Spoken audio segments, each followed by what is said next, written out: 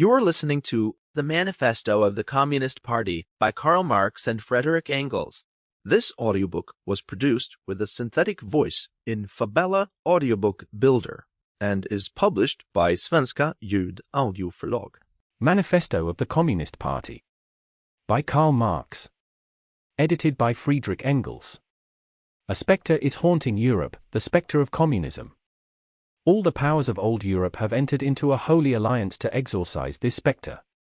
Pope and Tsar, Metternich and Guizot, French radicals and German police spies. Where is the party in opposition that has not been decried as communistic by its opponents in power? Where is the opposition that has not hurled back the branding reproach of communism against the more advanced opposition parties, as well as against its reactionary adversaries? Two things result from this fact. 1. Communism is already acknowledged by all European powers to be itself a power. 2. It is high time that communists should openly, in the face of the whole world, publish their views, their aims, their tendencies, and meet this nursery tale of the spectre of communism with a manifesto of the party itself.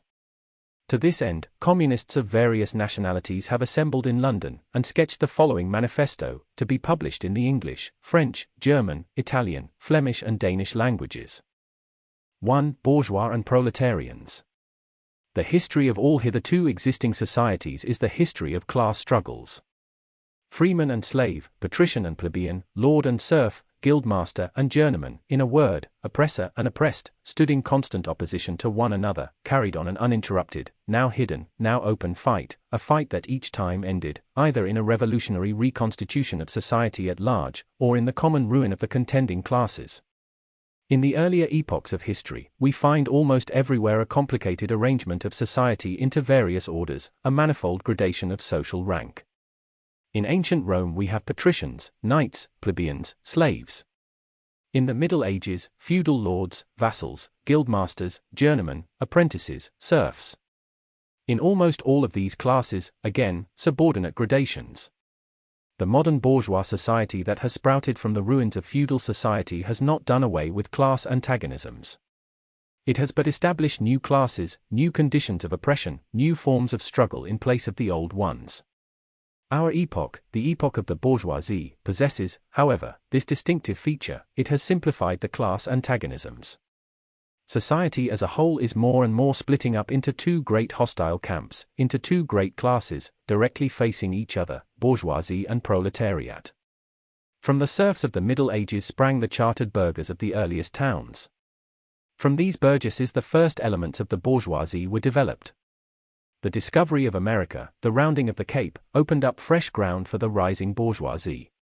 The East Indian and Chinese markets, the colonization of America, trade with the colonies, the increase in the means of exchange and in commodities generally, gave to commerce, to navigation, to industry, an impulse never before known, and thereby, to the revolutionary element in the tottering feudal society, a rapid development.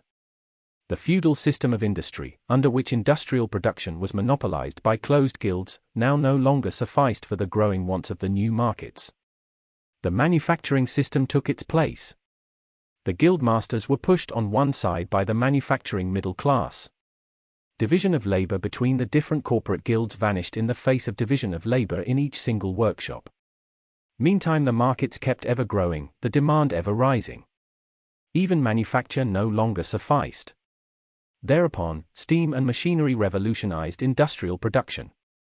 The place of manufacture was taken by the giant, modern industry, the place of the industrial middle class, by industrial millionaires, the leaders of whole industrial armies, the modern bourgeois.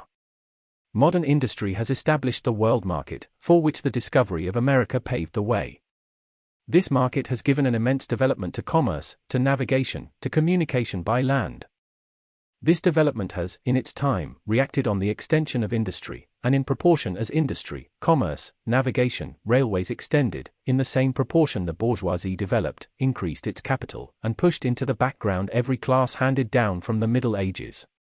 We see, therefore, how the modern bourgeoisie is itself the product of a long course of development, of a series of revolutions in the modes of production and of exchange.